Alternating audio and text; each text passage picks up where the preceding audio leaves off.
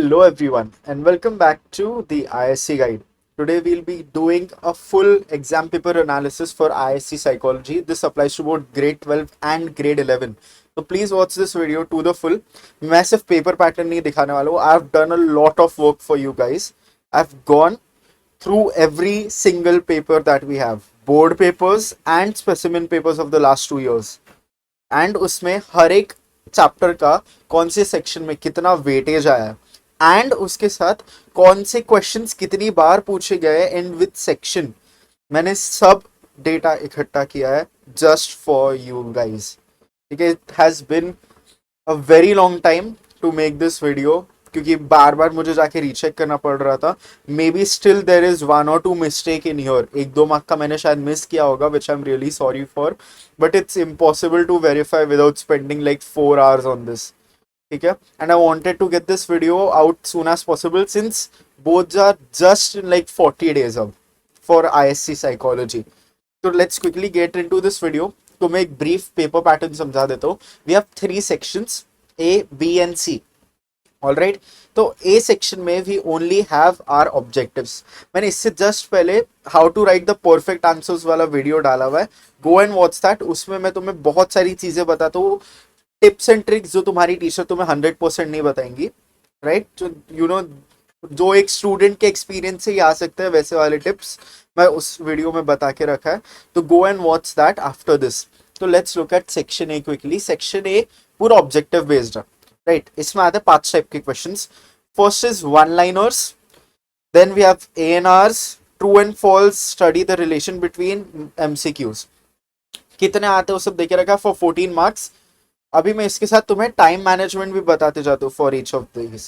ठीक है, तो we have section A max 15 minutes. ठीक है, दिस इज मैक्सिमम.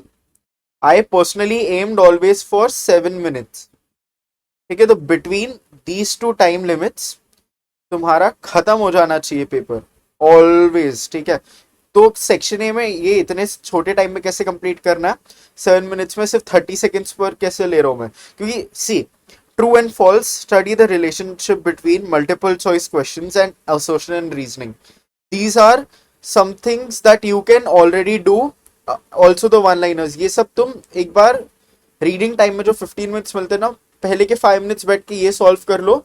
एक मेंटल नोट बना लो. बोर्ड के एग्जाम पेपर पे प्लीज लिख के खुद के लिए प्रॉब्लम्स मत क्रिएट करना. जस्ट एक मेंटल नोट बना लो so that when you start writing सबसे पहले ये कंप्लीट कर लेना. ठीक है, तो it should take hardly 7 minutes. That's what I always am for. 10 minutes is optimal. ठीक है, 10 minutes इज की एकदम परफेक्ट स्पीड. बट अगर तुम थोड़ा स्लो लिख रहे हो and you are following the tips of presentation जो मैंने उस वीडियो में दिए हुए विच आर वेरी इंपॉर्टेंट, वहां पे मैं तुम्हें बता रहा हूँ कि तुम असोशन एंड रीजनिंग कैसे सॉल्व कर सकते हो, ट्रू एंड फॉल्स के अलग अलग टिप्स दे के रखे. तो गो एंड वॉच दैट. ठीक है, तो ऑलवेज इसका aim for around this time. Next we come to section B. Section B में we have question 2 through 8.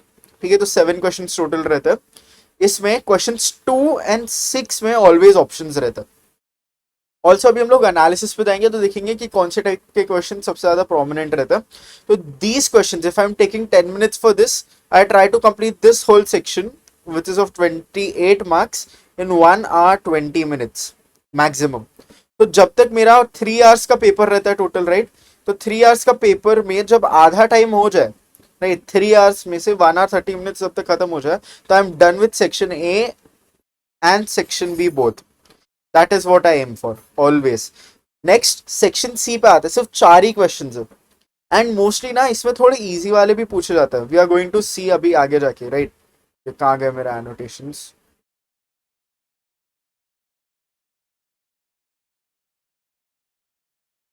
Okay, so we are going to see just अभी जाके भी सेक्शन सी में कैसे टाइप के क्वेश्चंस पूछते हैं.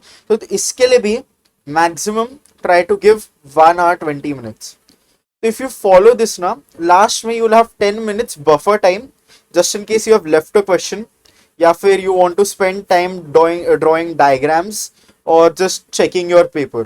तो लास्ट के 10 minutes हमेशा तुम्हारे पास बफर टाइम रहेगा to do whatever you want.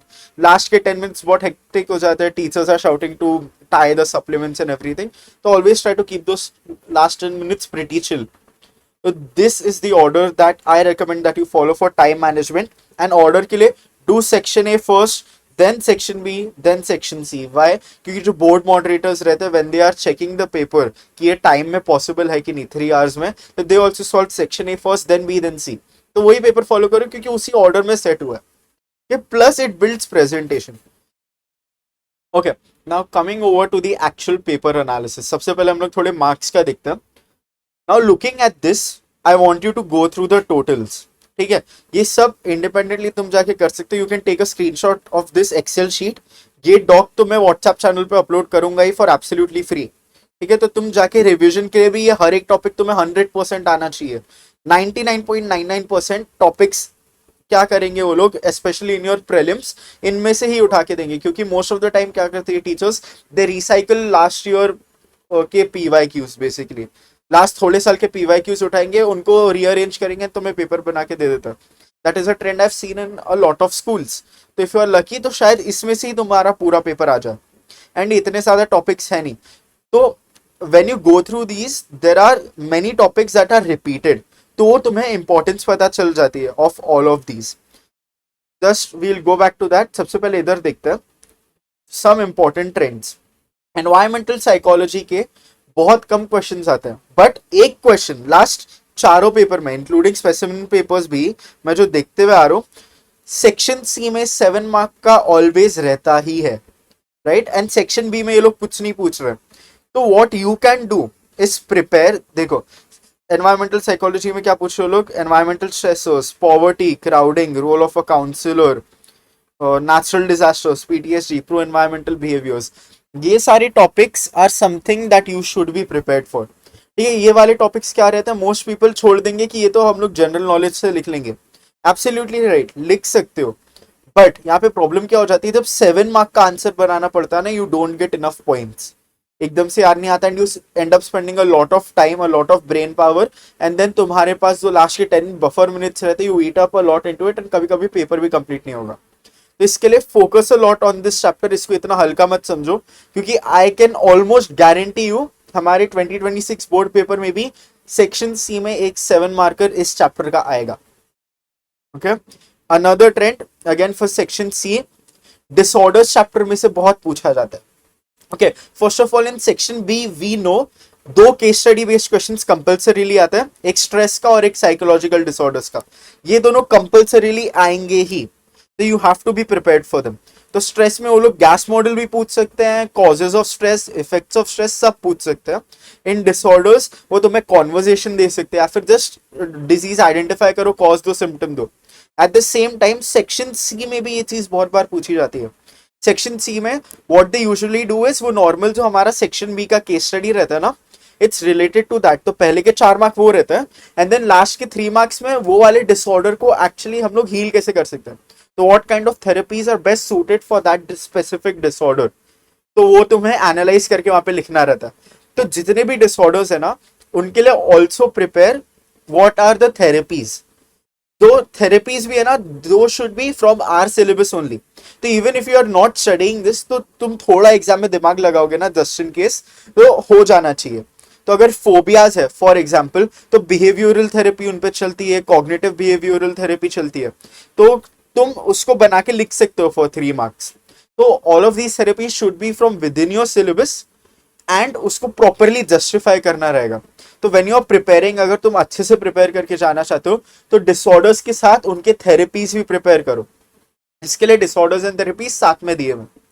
Now we look at some of the very important questions of each of this chapter. ये थोड़े मेजर ट्रेंड्स थे दैट आई सॉ डिसऑर्डर्स के लिए, एनवायरमेंटल साइकोलॉजी के लिए and stress के लिए. Attitudes and social thought and behaviour, ये दोनों चैप्टर्स है ना, ये दोनों बहुत ज्यादा बोर्ड साइडलाइन करता है, टू बी वेरी ऑनेस्ट. ये दोनों बहुत छोटे चैप्टर्स है. वन, सेकेंडली ये सोशियोलॉजी के सिलेबस से बहुत ज्यादा ओवरलैप करता है, specially social thought and behaviour. इसका जो ग्रुप्स वाला पूरा पार्ट है, वो हम लोग को ऑलरेडी 11th के सोशियो में पढ़ा के भी रखा है. ये बहुत ज्यादा ओवरलैप भी करता है. तो these 2 chapters are a bit sidelined, and इनके सिर्फ मेन कॉन्सेप्ट्स उठाए जाते हैं. तो एटीट्यूड्स में फॉर एग्जांपल प्रेजुडिस को सॉल्व करना, एंड सबसे मेजर चीज इसमें पूछी जाती है, that is cognitive dissonance. Okay, cognitive dissonance, persuasion and your prejudice, ये तीनों सबसे मेन टॉपिक्स है एटीट्यूड्स के. At the same time social thought and behaviour में you have the two experiments, ठीक है, ओबीडियंस एंड कंफॉर्मिटी दोनों, ये दोनों एक्सपेरिमेंट्स बहुत इंपॉर्टेंट है, along with of course attribution theory of केली। तो ये तीन चीजें हो जाती है very important from this chapter, and वो तीनों ही मेनली पूछे जाते हैं। बट इसका मतलब ये नहीं है, that is why I am saying इतना छोटा चैप्टर है तो लास्ट के लिए छोड़ देता है, बट एटलीस्ट अगर तुम्हारे पास टाइम कम है तो एटलीस्ट ये वाले टॉपिक्स तो करके जाओ ही, that is the main goal of the video. Intelligence, personality and life span development, ये तो तुम्हें सब करके ही जाना है क्योंकि इसमें पूरा पूरा इंपॉर्टेंट है। पर्सनालिटी में सबसे ज्यादा लाइक इंपॉर्टेंट वाले जो बड़े थ्योरीज है ऑफकोर्स वो रहेंगे क्योंकि वो ज्यादा वेटेज कैरी करेंगे, but intelligence all theories can come, life span development all theories do come, वो पूछते ही हैं। सिर्फ मैंने आइडेंटिटी स्टेटसेस अभी तक नहीं देखा है बोर्ड पेपर्स में, बाकी सब कोई भी थ्योरी जो हमें देखे रखा है ना, एट्रीब्यूशन थ्योरी हो, forgive me sorry, attachment theory हो, वरना हमारा मॉरल स्टेजेस हो, कॉग्निटिव डेवलपमेंट स्टेजेस हो, सब पूछा जाता है लाइफ स्पैन डेवलपमेंट में से। तो this is a very important chapter from the perspective of boards, and so is personality, क्योंकि पर्सनालिटी की बहुत सारी चीजें डिसऑर्डर्स से ओवरलैप करते हो लोग, ठीक है, ये दोनों में तो तुम्हें कंफ्यूज भी नहीं होना है, राइट। ऑल्सो कभी कभी personality disorders and environmental side तीनों साथ में भी वो पूछ लेते हैं, ओके इसका मतलब ये नहीं कि तीनों से क्वेश्चन आएंगे, इट मींस कि ओवरलैपिंग कॉन्सेप्ट है। कौन सा? कार्ल रॉजर्स की थ्योरीज सबसे पहले पर्सनालिटी में पढ़ाते हैं, then we have it in client centred therapy here, and अगेन काउंसलिंग के जो कैरेक्टरिस्टिक्स है ना उसमें भी यहाँ पे देखे रखा है वो, जैसे कि अनकंडीशनल पॉजिटिव रिगार्ड। तो ये तीनों चैप्टर्स में एक वेरी कॉमन टॉपिक है, तो ये वेरी कॉमनली टेस्टेड भी है, तो this is a very important concept that you must know. Now let's come to chapter wise analysis, थोड़ा हम लोग देखते हैं हर एक में अच्छी चीजें क्या है, ठीक है।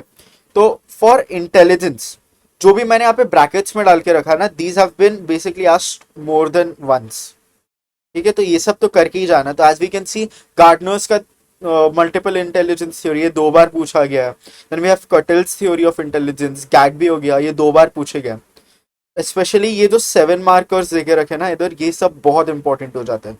तो these 7 markers and these 4 markers ये सब इंपॉर्टेंट है, ये सब करना ही।